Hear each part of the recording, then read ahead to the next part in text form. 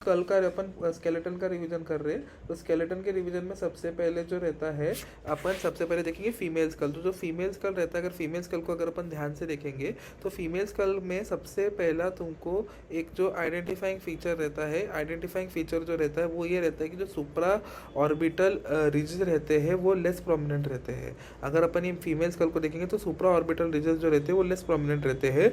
Where as जो तुम्हारा female school के बाद जो तुम्हारा मेल स्कल होता है, मेल स्कल में जो सुप्रा ऑर्बिटल रिजेस यानी जो अपनी आंखों के ऊपर का जो रिज रहता है वो मेल स्कल में ज़्यादा प्रोमिनेंट रहता है। ये अगर देखेंगे अगर ध्यान से तो जो सुप्रा ऑर्बिटल रिज है मेल में ज़्यादा प्रोमिनेंट रहता है। तो तुमको बेसिकली जब तुम ये लिखेंगे तो तुमको एक पर्टिकुलर फॉर्मेट फॉलो करना पड़ता है, ठीक है। तो वो फॉर्मेट में तुमको डिफ्रेंशिएट करना पड़ता है। गिवन कुछ भी और बोन रहा तो उसका मेल वर्सेस फीमेल का डिफ्रेंशिएशन का चार्ट बनाना पड़ेगा, जिसमें तुमको बेसिक 4 से 5 पॉइंट याद करके जान के लिखना पड़ेगा। मेरी गलती ये हुई थी कि मैंने सिर्फ दो मेन पॉइंट याद करे थे, जिसकी वजह से मेरे को कुछ ऐसे पॉइंट्स इतने अच्छे से याद नहीं थे। जैसे कि फीमेल की जो चीक बोन रहती है वो लाइटर रहती है और थिनर रहती है। कि आप देख सकते हैं कि इसकी जो चीक बोन है वो ज़्यादा लाइटर है और हैवियर है एज कम्पेयर टू मेल की जो चीक बोन है। मेल की चीक बोन जो है वो हैवियर है और थिकर है। तो देख सकता है यहाँ पे cheek bone is heavier and lateral रहती है ज़्यादा करके, ठीक है। समझ रहे तुम दोनों? फिर उसके बाद अगला ये आता है कि इनका जो मैस्टोइड प्रोसेस रहता है फीमेल्स का, मैस्टोइड प्रोसेस मेल के कंपैरिजन में वो कैसा रहता है, छोटा रहता है और शार्प रहता है। लेकिन जो मेल का मैस्टोइड प्रोसेस रहता है वो कैसा रहता है, वो ब्लंट रहता है। वो कैसा रहता है, वो ब्लंट रहता है। वो मैं एक काम कर, एक डिफरेंशिएशन का टेबल बना, मैं जो पॉइंट बोला वो डिफरेंशिएशन का टेबल बना और उसका स्क्रीनशॉट लेके इंपॉर्टेंस पे डाल रिवीजन पे। हाँ, मैं तूने नहीं लिखा है ना वहाँ पे मैं लिख रहा हूँ, जहाँ पे नहीं लिखा वहाँ वो डिफरेंशिएशन का टेबल बनाओ, क्योंकि तुमको एक्सेल एग्जामिनेशन के लिए डिफरेंशिएशन का टेबल बनाना है। और एक्सेल एग्जामिनेशन का जैसा का वैसा फॉर्मेट तुमको एक्सरे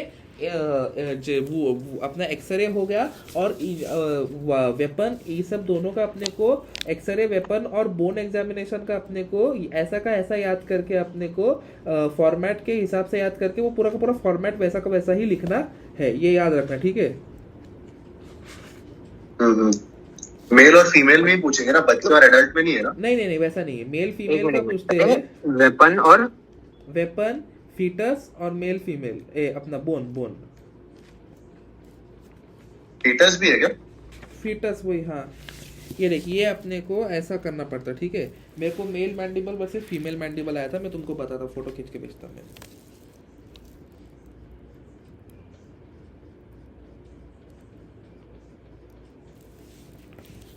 अभी अपन ने क्या किया, स्कल किया क्या?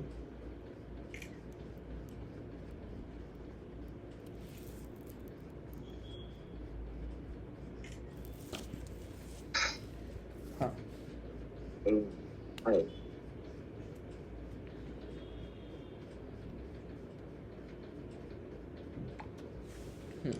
तो मैंने भेजा है अभी ग्रुप के ऊपर।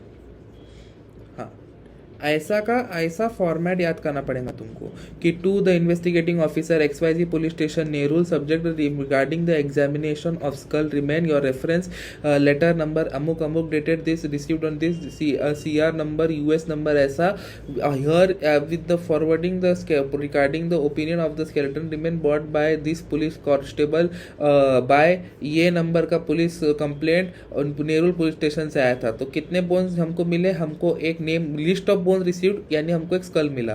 Condition of the bone intact था। ह्यूमन और नॉट ह्यूमन था। किसी एक से ज़्यादा इंडिविजुअल का था कि एक का था। फिर उसके बाद स्टैचर डैश, रेस हम डिटरमाइन नहीं कर सकते, एज डिटरमाइन नहीं कर सकते, सेक्स अपने को सेक्स डिटरमाइन करना है, किसी तरह की इंजरी थी नहीं थी, manner of separation scientific, cause of death can not be determined, time since death 1 साल से ज़्यादा हुआ होगा, आइडेंटिफिकेशन ऑफ द सब्जेक्ट नील, ठीक है। और फिर एक टेबल बनाना है तुम लोगों ने। टेबल कैसा बनाना है, अब ये तो टेबल जो अपन ने बनाया था इसमें ये male mandible versus female mandible का बनाया था, जिसमें अपने को हमने बेसिकली ये 6 पॉइंट लिखे। पेपर में तुमको मिनिमम 4 पॉइंट लिखने हैं। तो यहाँ पे अपन मेल स्कल और फीमेल स्कल का क्या बनाएंगे कि फीमेल स्कल जो रहता है उसका सुप्रा ऑर्बिटल रिज उसका छोटा रहता है, वेराज लेस प्रोमिनेंट रहता है, जबकि इसका मेल्स का सुप्रा ऑर्बिटल रिज जो रहता है वो ज़्यादा प्रोमिनेंट रहता है। Point number 1। पॉइंट नंबर 2 ये रहेगा कि जो चीक बोन रहती है मेल्स की, वो चीक बोन जो रहती है वो हेवियर रहती है और थिकर रहती है, ये हेवी और थिकर रहती है एज कम्पेयर टू फीमेल्स की चीक बोन जो लाइटर रहती है और थिन रहती है। फिर उसके बाद अपन बात करते हैं मेस्टोइड प्रोसेस की। तो मेस्टोइड प्रोसेस जो रहता है वो शॉर्टर रहता है और वो लॉन्गर रहता है, वो ब्लंट रहता है मेल्स में एज कम्पेयर टू फीमेल जो शॉर्टर और शार्प रहता है, ठीक है। और इसमें अपन क्या कर सकते हैं, ये 3 पॉइंट हो गए। और अपन पॉइंट क्या लिख सकते हैं इसमें, और एक और पॉइंट अगर स्कल का अगर मैं देखूँ तो जो एक और अपन पॉइंट्स इसमें लिख सकते हैं कि मेल का जो स्कल रहता है उसका जो फीमेल के स्कल का जो वो रहता है क्या बोलते हैं स्लोप, वो जो रहता है वर्टिकल रहता है, वेराज मेल के स्कल का कभी भी याद रखना एक ऐसा स्लोपिंग रहेगा फोरहेड। ये स्लोप दिख रहा है ना अपने को, अगर इसको ध्यान से देखेंगे तो ऐसा स्लोपिंग दिख रहा है, ये वर्टिकल नहीं है ये, ठीक है। यहाँ मेरे को फोटो में नहीं दिखाते आ रहा, लेकिन याद रखना कि फोरहेड इनका वर्टिकल रहता है और इनका स्लोपिंग रहता है। कैसे याद रखेंगे कि मेल जो है कभी भी औरतें पे फिसल जाते तो स्लोपिंग फोरहेड रहता, और वे कभी भी औरत एक जगह खड़ी रहती है तो वर्टिकल यानी खड़ा उसका स्लो फोरहेड रहेगा, ऐसा स्लोपिंग नहीं रहेगा, ठीक है। और क्या कर सकते हैं कि जो फीमेल्स का माउथ रहता है वो छोटा रहता, मेल्स का माउथ जो रहता वो बड़ा रहता, डेंटल आर्च भी बड़ा रहता और फीमेल्स का डेंटल आर्च भी छोटा रहता है। समझ गए? ये डिफरेंशिएशन का टेबल तुमको बनाना पड़ेगा और फिर ओपिनियन लिखना पड़ेगा आखिरी में कि from the finding I am of the opinion that the bone belong to one individual of unknown origin as sex about male and aged about 25 to 30 years. The cause of death cannot be determined and the time of death since is 1 year. Place Diva Patil Hospital, Navi Mumbai. Seal ये name of the doctor ABC designation medical officer. ऐसा पूरा letter तुमको याद करना पड़ेगा। मेरी गलती ये थी कि मैंने लेटर ही याद नहीं करा था, ठीक है। समझ गए? हेलो 2 मिनट, क्या कौन सा लेटर याद नहीं किया था? ये लेटर। अच्छा, ये अपने को उसका देख के जाने पर ओम की तरह भी ओम समझ गया ओम? हाँ मैं हूँ ना। हाँ ये हो गया, ये हो गया। अब इसके बाद आता है अपना मैंडिबल बोन। मैंडिबल बोन का कैसा रहता है मैं बताता तुमको। अब जो मैंडिबल बोन रहता, मैंडिबल बोन मेरे को ये वाला आया था, ये पैटर्न याद रखना है, ऐसा ऐसा ऐसा पॉलीगॉन का पैटर्न रहता, वो मेल मैंडिबल रहता जो पॉलीगोनल पैटर्न का रहता। रेक्टेंगुलर बोल सकते लेकिन वो एक्चुअली एक क्वाड्रिलेटरल पैटर्न में रहता। जैसे क्वाड्रिलेटरल देखा है ना बचपन में लोगों ने, वो क्वाड्रिलेटरल कैसा रहता, ऊपर छोटा छत रहती, नीचे लंबा बड़ा बेस रहता और उसको 2 स्लैंटिंग लाइंस रहती आजू बाजू से क्वाड्रिलेटरल को। हेलो हाँ, तो वैसा मेल स्कल का वो रहता चिन, ठीक है। मेन स्कल की चिन वैसी रहती है, चिन की लाइन, ठीक है, जॉ लाइन अपन जिसको बोलते हैं, तो जॉ लाइन अपनी वैसी रहती है। लेकिन जो फीमेल स्कल की जो जॉ लाइन रहती है वो राउंड रहती, ठीक है। अपन मीम है कि मेल्स को जॉ लाइन रहती लेकिन फीमेल्स को जॉ सर्कल रहता, तो ऐसा एक मीम है वो, ठीक है। अब उसका बाद ये जो एंगल ऑफ रैमस है मेल्स फीमेल्स का वो 125 डिग्री से ज़्यादा रहेगा, लेकिन जो मेल का एंगल ऑफ रैमस है वो 125 डिग्री से कम रहेगा। एक और डिफरेंशिएशन का सेकंड पॉइंट। थर्ड पॉइंट ये जो रहेगा, ये जो कॉन्डाइल रहता है, ये कॉन्डाइल जो रहते हैं ये छोटे रहते हैं, लेकिन जो कॉन्डाइल ये जो रहता है ये थिकर रहता है। ये कॉन्डाइल जो रहता है ये थिक होता है, ये कॉन्डाइल जो रहते हैं ये छोटे रहते हैं फीमेल्स में, मेल्स का कॉन्डाइल बड़ा रहता है, ठीक है। ये ऐसे 3 पॉइंट हो गए अपने, ठीक है। तो ये 3 पॉइंट तुमको लिखने हैं, डिफरेंशिएशन का टेबल बनाना है और फिर जो तुमको अगर बोन मिलेंगी मैंडिबल मिलेगा उस पर हमको इन्फर करना है कि भैया इसका ये जो बोन है हमारी ये मेल है या फीमेल है। अब मैं तुमको एक चिट कोड बताता। मेल के मैंडिबल की जो स्प्रिंग लगी हुई है वो बड़ी है। मेल के मैंडिबल की स्प्रिंग जो लगी है, हर मैंडिबल के ऊपर एक स्प्रिंग लगा हुआ रहता है, तो मेल के मैंडिबल की स्प्रिंग लंबी बड़ी स्प्रिंग है, लेकिन जो फीमेल के मैंडिबल की स्प्रिंग है वो छोटी स्प्रिंग है। ये चिट कोड याद रखना कभी भी अगर मैंडिबल आया तो। क्या बोलो बात साथ में कि फीमेल की स्प्रिंग छोटी है और मेल की स्प्रिंग बड़ी बड़ी है। और ये चीट कोड है, डिफरेंशिएशन के टेबल में मत लिख के आना है, तुमको मैं बता रहा कि वो अपने आके जो सेस्मन है वो कैसा दिखता है। हाँ मैंडिबल्स हो गए। अब अगला आता है अपना सेक्रम। सेक्रम में जो फीमेल सेक्रम रहता उसका जो बॉडी अपना जो फीमेल सेक्रम एक बार देखा जाए तो उस एक ब्रॉडर फीमेल सेक्रम रहता है। फीमेल सेक्रम जो रहता है वो ब्रॉड रहता है लेकिन हाइट में छोटा रहता है, ठीक है। As compare to the male sacrum जो रहता है वो नैरो होते जाता है नीचे। कैसा नैरो? ये इसको सबसे पहले आइडेंटिफाई करना कि जो मेल सेक्रम रहता है आइसक्रीम के कोन के जैसा रहता है, लेकिन जो फीमेल सेक्रम रहता है वो टब के जैसा रहता है, ठीक है। आइसक्रीम की दुकान में अपने को टब और एक कोन मिलता है ना, कप या कोन, तो वैसा कप के जैसा फीमेल का रहता है और कोन के जैसा मेल का रहता है, ठीक है। हम्म तो एक डिफरेंस ये लिखना कि the female sacrum is smaller, the male sacrum is larger, the female sacrum is lighter, the male sacrum is heavier, the female sacrum is broader, the male sacrum is goes narrower. फिर उसके बाद अगला point लिखना, the body is greater than that of the sides of the ala. ये जो body रहती है greater than that of the size of the ala रहती है, सिर्फ याद कर लेना, देख तुमको इतना याद रहेगा नहीं पर। और जो इसमें जो बॉडी रहती है वो एला के बराबर की रहती है, ठीक है।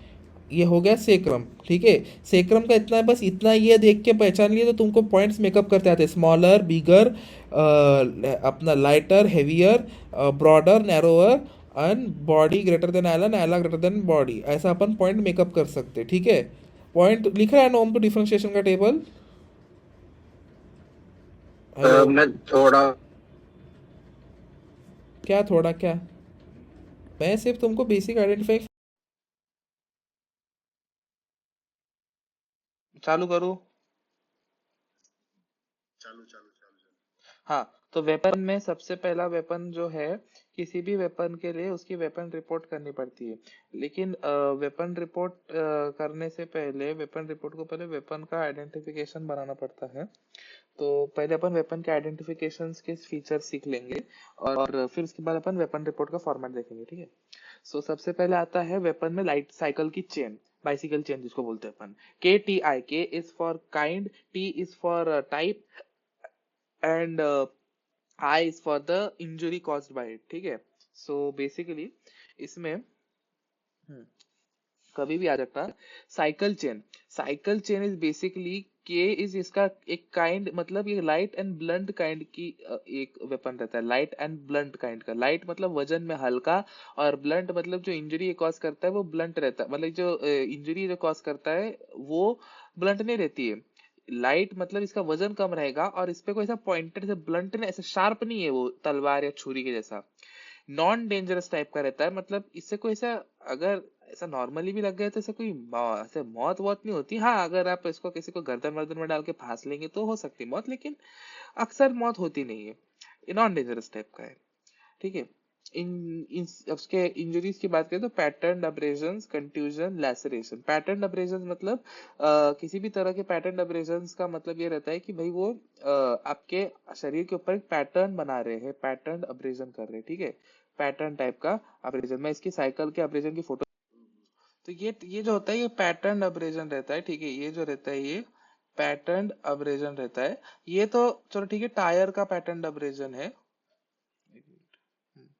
टायर का पैटर्न अब्रेजन है कि आंख पे से आपका शरीर पे से टायर गया है। लेकिन साइकिल की चेन का भी ऐसा ही रहता है। साइकिल की चेन अगर आपके इस पे आई तो फिर वो, हाँ देखो इस तरह का पैटर्न अब्रेजन रहता है कि टायर ऐसा जा रहा है और आपके शरीर के ऊपर रहता है, तो आपके ऊपर एपिडर्मल टेयर्स तो होंगे लेकिन आपके ऊपर ऐसे मार्क्स आ जाएंगे, तो उसको बोलते हैं।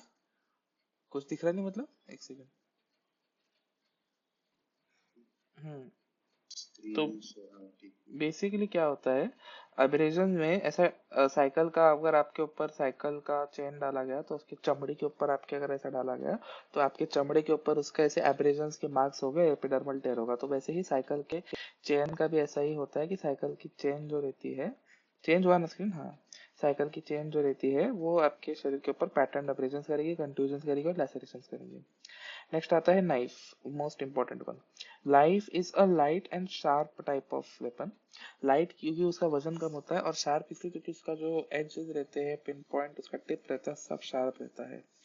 आगे आते हैं उसके टाइप के बाद, उसके काइंड के बाद उसके टाइप के, तो टाइप में वो डेंजरस रहता है। Type of injuries it will make as a stab injury, a penetrating perforating injury and हाँ इंसाइड इंजरी, ठीक है।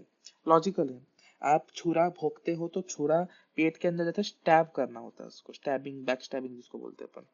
पेनेट्रेट करता है, परफोरेट करता है ऑर्गन्स को, और आप ऐसा अगर किसी गर्दन भी काटने तो गर्दन पे इंसिजन मार्क्स आए हैं, that is basically incision. So logically आप लगा सकते हैं किसी भी आप और वेपन को देख के कि उसका इंजरी का टाइप क्या हो सकता है, वो आप देख के ही बता सकते हैं, वो गेस वर्क आप कर सकते हैं। मतलब ऐसा नहीं कि इतना कोई रॉकेट साइंस है याद एकदम रट के याद करना है। जहां रटना है मैं बराबर बोल दूंगा कहाँ रटना है, ठीक है। हैमर, हैमर की बात करें, I hope everybody is following me. Hammer की बात करें, हैमर में काइंड उसका है हैवी एंड ब्लंट। अब हैमर को कभी उठा के देखो तो कभी भी हैमर वजनदार रहता है, लेकिन हैमर के एजेस जो है वो कोई भी एजेस शार्प नहीं है, वो ब्लंट होते हैं, ठीक है।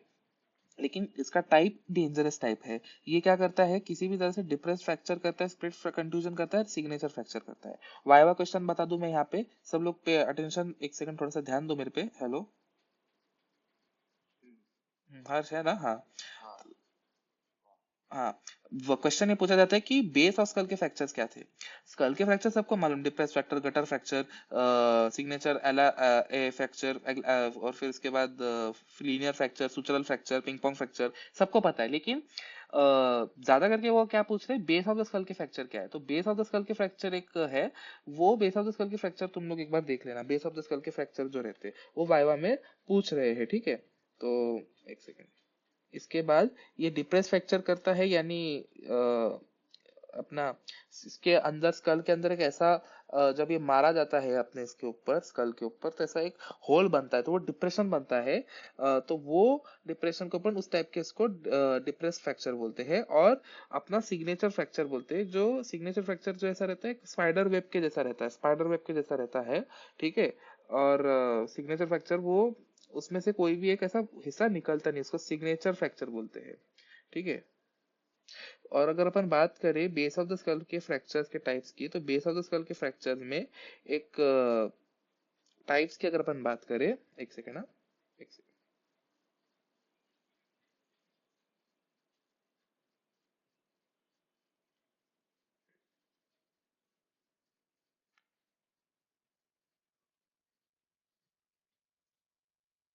टेक्स्ट बुक्स में बेसिकली बेसिलर स्कल फ्रैक्चर्स जो रहते हैं कभी भी इस तरह से रहते हैं कि भाई वो बेस ऑफ स्कल फ्रैक्चर को हम बेसिलर फ्रैक्चर्स बोलते हैं, बेस ऑफ द स्कल यानी बेसिलर फ्रैक्चर्स। तो temporal bone fracture, transverse fracture, longitudinal fracture, सीवियल फ्रैक्चर, या एंटीरियर फोसा का फ्रैक्चर, ठीक है, या ऑसिपिटल कॉन्डाइल का फ्रैक्चर, ठीक है। तो ये सब रहते हैं, मैंने इसके नोट अपने को ग्रुप पे डाला है मैंने, common types of basilar fracture. ये पूछते हैं वाइवा में, मेरे को पूछे थे लेकिन मेरे को नहीं आया था। मेरे को गटर फ्रैक्चर पूछे थे, लेकिन जो फैकल्टी थी उनको गटर फ्रैक्चर का एकदम एक्यूरेट डेफिनेशन चाहिए था, जो मैं उनको नहीं दे पाया था। बेसिकली गटर फ्रैक्चर में बता पाया था कि बैलिस्टिक की वजह से होने वाले फ्रैक्चर को हम गटर फ्रैक्शन कहते हैं, लेकिन वो उनको चाहिए था कि मैं पूरा का पूरा एकदम एक्यूरेट टू एकदम एक्यूरेट डेफिनेशन बताऊं, ठीक है। ये हो गया।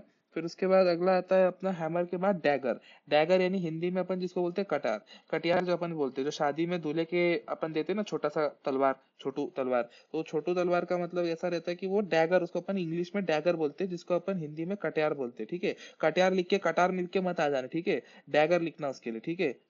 डैगर जो रहता है वजन में कम रहता है, इसलिए वो लाइट रहता है, लेकिन वो पॉइंटेड, उसके एजेस एंड टिप पॉइंटेड रहती है, इसलिए वो शार्प रहती है। ये जो टाइप रहता है इसका, तो ये डेंजरस टाइप का वो रहता है। और ये same as knife, stab, incise, परफोजन एंड परफोरेशन वाला, परफोरेशन एंड पेनिट्रेशन वाली इंजरीज कॉज करती है, ठीक है। आई होप ये चारों के चारों वेपन समझ आ गए होंगे। नेक्स्ट स्लाइड पे चले,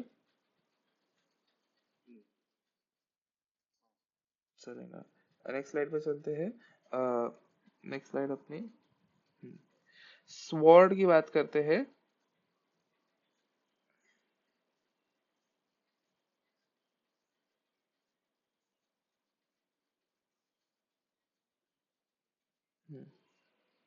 स्वॉर्ड की बात करते हैं। स्वॉर्ड जो रहता है, कभी भी याद रखना, स्वॉर्ड एक वजनदार रहती है, ठीक है। स्वॉर्ड जो होती है वजनदार रहती है, और वो शार्प एजेस और टिप की रहती है, इसलिए वो काइंड, इसका अगर देखा जाए तो it's a sharp and heavy type of weapon. It is very dangerous in nature, type dangerous type रहता है। स्टैब इंजरी कर सकती है, इंसाइज इंजरी कर सकती है, और एब्रेजन कॉज कर सकती है। एब्रेजन तो रेयर मतलब इंजरी करती है, लेकिन स्टैब और इंसाइज वो तो करती ही करती है, ठीक है। सिमिलरली पेनिट्रेशन एंड परफोरेशन भी कर सकती है, लेकिन अपने पास इसका थियोरेटिकल मटेरियल नहीं जिसमें वो पेनिट्रेशन परफोरेशन करता हुआ अपने को किसी ने कुछ बोला है, ठीक है। तो अपन सिर्फ इतना लिखना, स्टैब, इंसाइज एंड एब्रेजन, ठीक है। फिर ये आता है मैशेट। मैशेट, ये मेरे बाजू वाले पार्टनर को मैशेट आया था, धवल को मैशेट आया था। तो इसमें कह सकते हैं मैशेट में काइंड, इसमें हैवी वजनदार रहता है ये मैशेट, जिसको कोयता बोलते हैं, कोयता। लेकिन इसका तुम लोग कोयता लिखेंगे नहीं, तुम लोग मैशेट लिखेंगे, मैशेट। मैशेट रहता है ये। मैशेट जो रहता है हैवी रहता है और शार्प रहता है नेचर में, एज और टिप शार्प रहती है। इसका बहुत ही डेंजरस टाइप का रहता है ये। Stab, incise, perforating and penetrating injuries cause करता है। I hope I am making sense. Sickle की बात करते हैं। सिकल जो होता है, जब फसल काटी जाती है तब सिकल का काम आता है। जो कम्युनिस्ट पार्टी है उन लोगों के लोगों में भी सिकल रहता है, ठीक है। या जो नारियल पानी वाले रहते हैं उनके पास मैशेट और सिकल दोनों रहती है, ठीक है। तो sickle is a heavy, heavy बोल सकते हैं इसको, मेरे को तो हैवी नहीं लगती लेकिन हैवी बोलते हैं इसको, थ्योरेटिकल इसमें अपन हैवी बोलते हैं सिकल को, ठीक है। Sickle is a heavy type of pointed sharp weapon. It is a dangerous type of weapon, ठीक है। अब इसकी बात करें तो सिकल के 3 पार्ट्स रहते हैं। एक उसका रहता है एज, एक रहता है टिप, और एक उसकी रहती है हैंडल। ये जो हैंडल रहता है, ठीक है। तो हैंडल, टिप की बात करें तो टिप आपका स्टैब कर सकता है। मतलब अगर आपने किसी को सिकल मारा, अगर आप लोग एक सेकंड मेरे पास देखेंगे यहाँ पे, तो अगर आपने किसी को ऐसा सिकल ऐसा मारा, ऐसा घुसाया, तो वो स्टैब करेगा, ठीक है। लेकिन अगर आपने किसी को सिकल से, उसके जो सिकल का, समझो भी सिकल ऐसा है, तो ये सिकल से अगर ऐसा किसी ने ऐसे मेरे को मारा तो बेसिकली मेरे अंदर स्टैब होगा।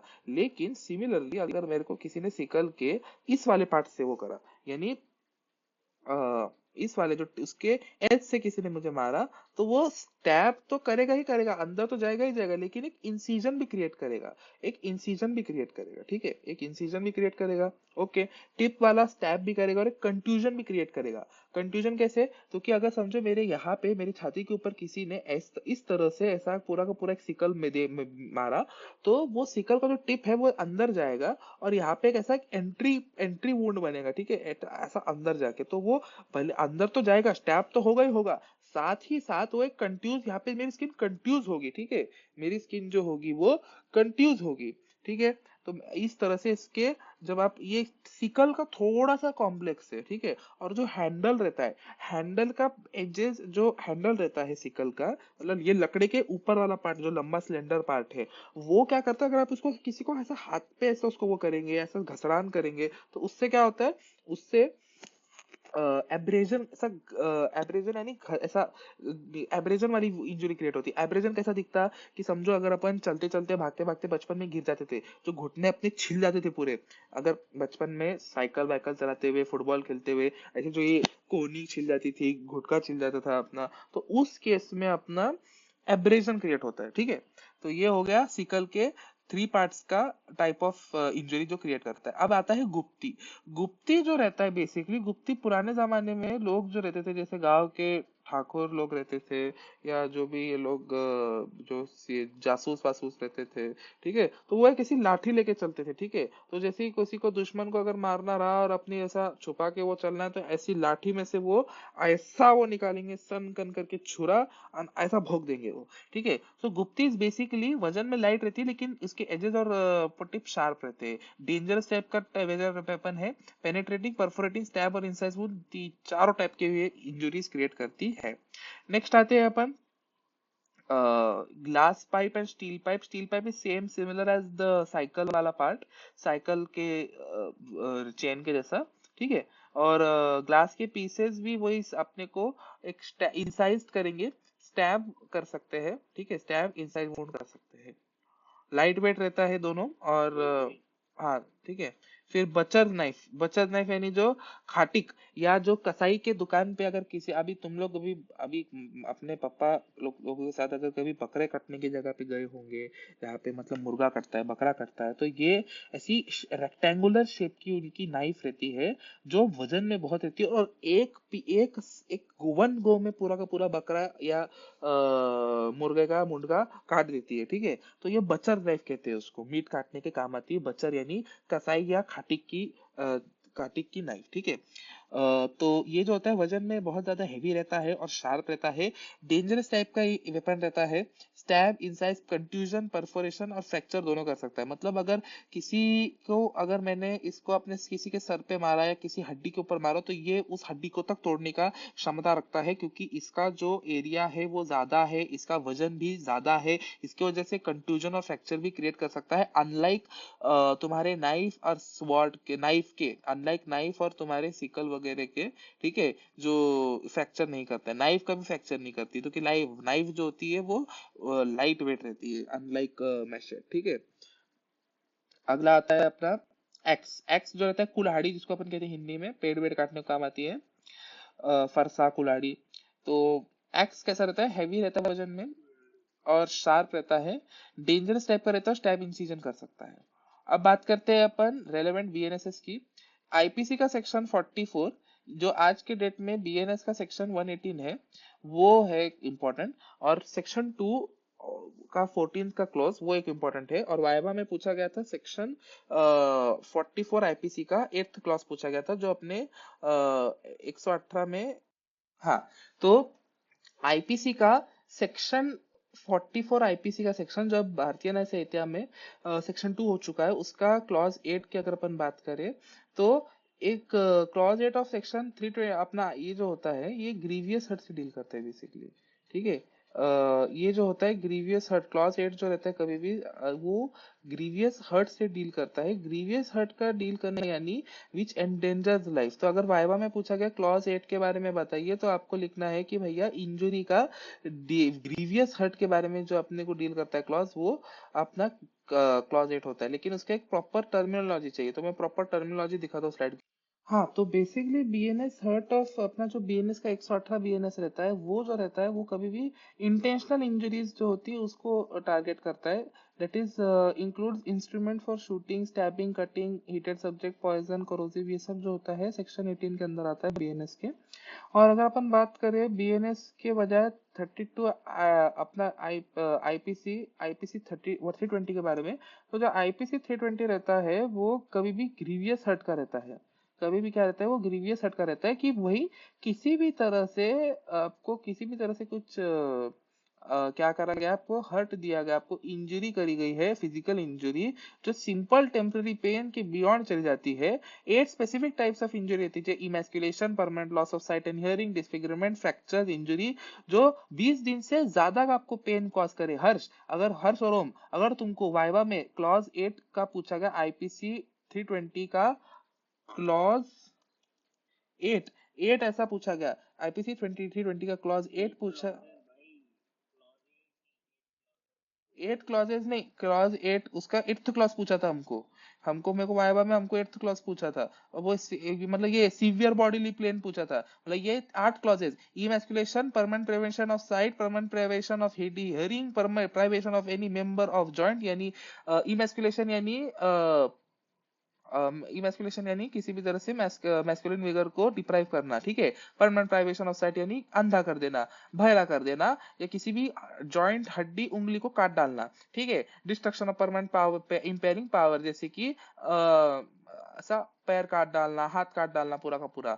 परमानेंट डिसफिगरेशन मतलब मुंह पे एसिड फेंकना, क्या नहीं तो आपका नाक काट डालना तलवार से, फ्रैक्चर करना, हाथ इस तरह से तोड़ना, या सीवियर बॉडीली पेन, ठीक है, जो 20 दिन से ज्यादा हो। ये बोलना लाइन तुम लोगों ने, severe bodily pain, any hurt that endanger the life of the causes of sufferer to be in severe bodily pain और unable to follow the ordinary pursuit for 20 days. 20 days ये शब्द बोलना, 8th वाला clause grievous hurt का section 320 का। तो कि ये मेरे को पूछे थे, लेकिन मेरे को कुछ आइडिया नहीं था कि ग्रीवियस हर्ट का सेक्शन 8 भी कुछ एग्जिस्ट करता है। मेरे को 2 सेक्शन मालूम थे जो मैंने यहाँ पे नोट्स में लिखे थे, कि एक voluntary hurt cause by dangerous weapon, voluntary hurt cause by grievous hurt by dangerous weapon, section 118 का 1 और सेक्शन 118 का 2, ठीक है। तो ये अभी बीएनएस के हिसाब से, लेकिन जो तुमको 320 आईपीसी के हिसाब से पूछते हैं आजकल, ठीक है। चलो, वेपन्स हो गया क्लियर, वेपन्स हो गया। अब आगे बढ़ते हैं अपन। वेपन्स के बाद आता है अपना स्नेक पॉइजन्स, ठीक है। तो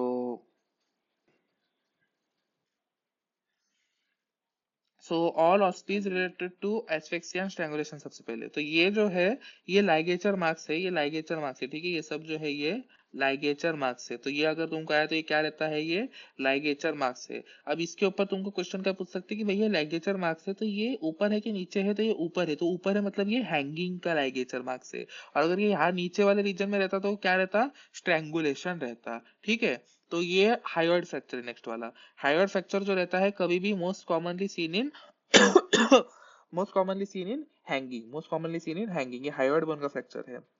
फ्रैक्चर्स के प्रकार पूछते हैं तो abduction, adduction and tug fracture, ठीक है, abduction, adduction and tug fracture होते हैं, ठीक है। आगे आता है नेक्स्ट वाला। फिर उसके बाद हाउ, यस बराबर।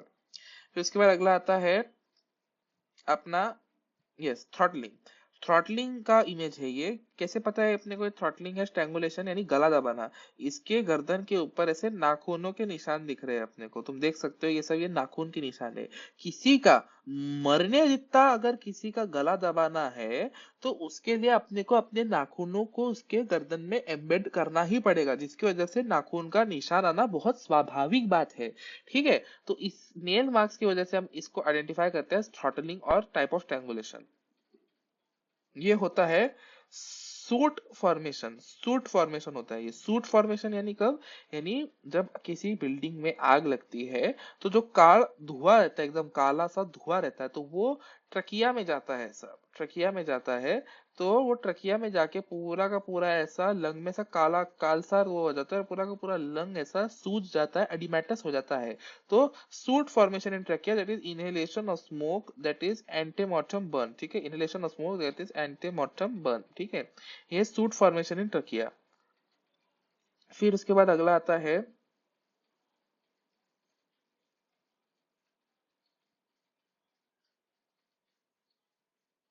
Stab wound. ये स्टैब वुंड रहता है, जैसे कि स्टैब वुंड में कैसा, अगर अपन छुरी का एज देखे तो ऐसा ऐसा लग रहा है ना कि छुरी डाल के अंदर निकाली है, मतलब जैसा छुरी का जितना बेस का वो रहता है, पूरी पूरी छुरी अंदर डाली है, तो ऐसा उसका कैसा बेस ऐसा रहता है कि मतलब अगर अपन उसको ऐसे देखे कि ऐसी ली छुरी उन्होंने, मैं स्केल के माध्यम से समझाता हूँ, ये समझो छुरी है, ये ऐसी उन लोगों ने ऐसा का ऐसा पूरा का पूरा डाला, तो ये यहाँ पे ऐसा एक ऐसा मार्क बन रहा है ना, ठीक है। तो वो स्टैब वुंड कुछ इस तरह से रहेगा कि भाई स्टैब वुंड में के अपनी छुरी को अपन ऐसा डाला और पूरा पूरा अंदर करके बाहर निकाला अपन ने, ठीक है, पूरा का पूरा अंदर करके अपन ने बाहर निकाला, तो उस तरह से स्टैब वुंड रहता है, ठीक है। फिर उसके बाद अगला आता है एग्जिट वुंड। अगला आता है क्या? अगला आता है एग्जिट वुंड, ठीक है। हमको हमारे ऑस्पी में एंट्री वुंड की इमेज थी, लेकिन कुछ लोगों को एग्जिट वुंड की भी इमेज आएगी। अगर कल के ऑस्पी में, हमारे ऑस्पी में अगर एंट्री वुंड था तो तुम लोगों को 100% एग्जिट वुंड की इमेज आएंगी। तो entry wound versus exit wound का डिफरेंशिएशन पूछते हैं, ये बैलिस्टिक का क्वेश्चन, श्योर शॉर्ट क्वेश्चन है ऑस्पी में। कैसा क्वेश्चन रहता है कि जब ये जो इमेज है, फॉलोइंग इमेज, ये एग्जिट वुंड है, ठीक है। तो एंट्री वुंड जो रहता है कभी भी स्मॉलर रहता है बुलेट से, और ये जो रहता है लार्जर रहता है बुलेट से। तो अगर अपन इसको देखें, जो बुलेट रहती है बेसिकली वो बुलेट इतनी सी रहती है, और उसका डायमीटर, उसका टॉप का डायमीटर तो कोनिकल रहता है बुलेट, तो ये जो बाहर निकल रहा है ये ऑब्वियसली बुलेट के साइज से बड़ी है, ठीक है। So this is an exit wound we prove. दूसरा, ये जो रहता है बाहर की तरफ इवर्टेड, यानी बाहर की तरफ ऐसा रहता है, बाहर की तरफ बाहर निकलता हुआ रहता है, तो ये इवर्टेड है, इसलिए ये एग्जिट वुंड है, न कि inverted, as in inverted such as entry wound, ठीक है। इसमें ब्लीडिंग कम होती है, इसमें ब्लीडिंग कम होती है एंट्री वुंड में, और एग्जिट वुंड में आप देख सकते हैं यहाँ पे ब्लीडिंग ज्यादा हुई है, ठीक है, यहाँ पे ब्लीडिंग ज्यादा हुई है, ठीक है। फ्लैट प्रोट्रूजन जो होता है इसमें कम होता है एंट्री वुंड में। एंट्री वुंड में बेसिकली फैट नहीं निकलता है, बात तो कि तब गोली अंदर निकल रही है, अंदर जा रही है, लेकिन जब गोली दिमाग से, खोपड़ी में से बाहर निकलती है, तो वो बॉडी से वो गोली जो उस लेयर का, स्किन के लेयर का जो फैट है वो उसको ऐसा फस करके बाहर निकालेंगे, इसलिए यहाँ पे सब तेलकट लग रहा है, तो ये फैट प्रोट्रूजन होता है यहाँ पे ज्यादा करके। कंट्यूजन जो होता है, यहाँ कोई किसी तरह का कंट्यूजन नहीं दिख रहा है हमें, इसलिए ये एग्जिट वुंड है, न कि एंट्री वुंड। लेकिन जो एंट्री वुंड रहती है उसमें ऐसा कंट्यूजन यानी रेडनेस, ऐसा लाल होना स्वाभाविक है, ठीक है। एंट्री वर्सेस एग्जिट वुंड हो गया।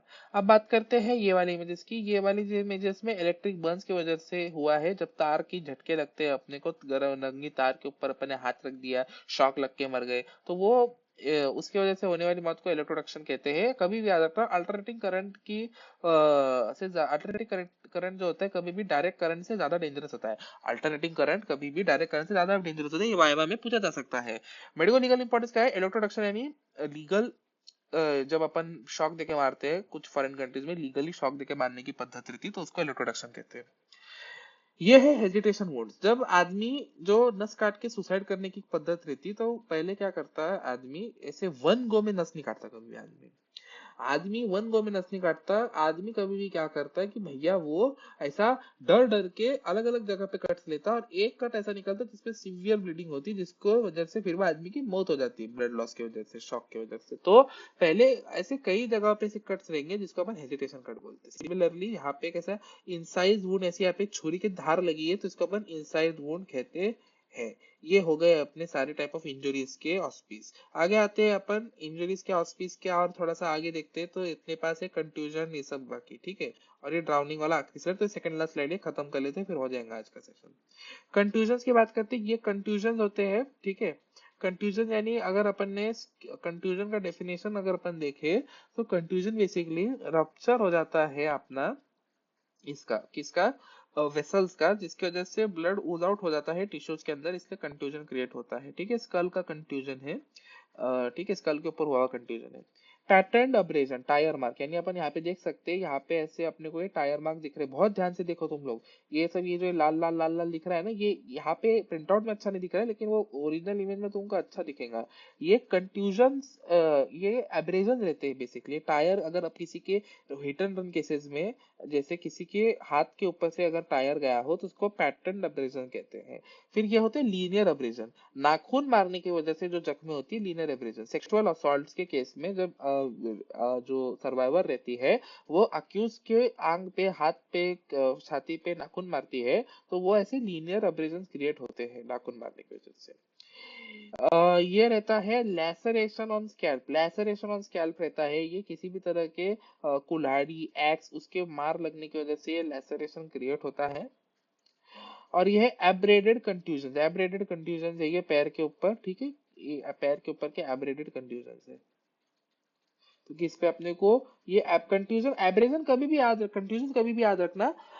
एक बात मैं बता दूं तुम लोगों को, स्टैब और इनसाइड वुंड जो रहते हैं, लैसरेशन, स्टैब, इनसाइड वुंड, ये सब कैसे रहते हैं, ये 3D रहते हैं, ये मतलब लेंथ, विड्थ, हाइट तीनों रहती है। लेकिन ये जो कंट्यूजन रहते हैं ये कभी भी 2D रहते हैं, 2D, इनके सिर्फ लेंथ रहती है और इनके सिर्फ विड्थ रहती है, ये अंदर नहीं जाते, अगर वो अंदर जाते रहते तो वो स्टैब हो जाता ठीक है।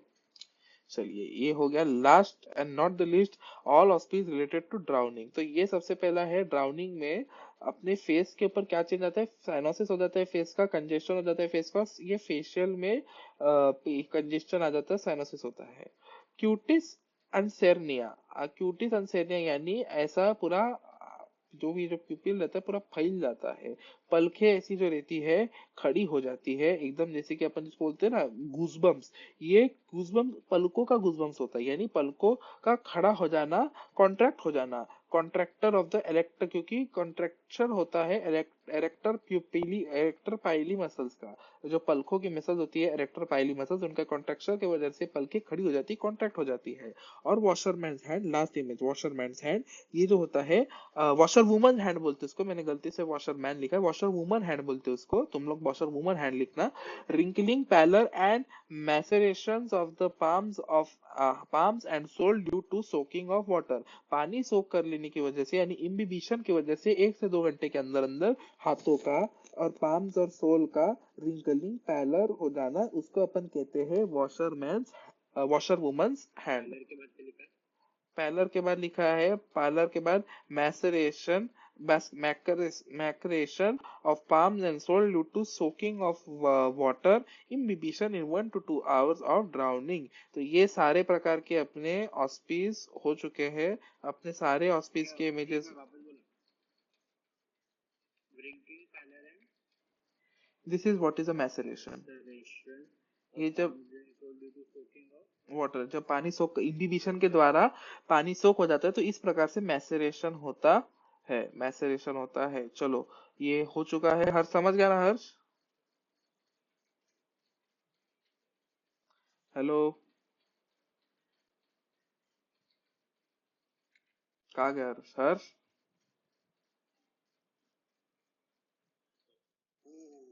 समझ गया ना भाई? चलो फिर हो गया, फिर सब हो गया, अब बस अब तुम लोगों ने फॉर्मेट याद करना है।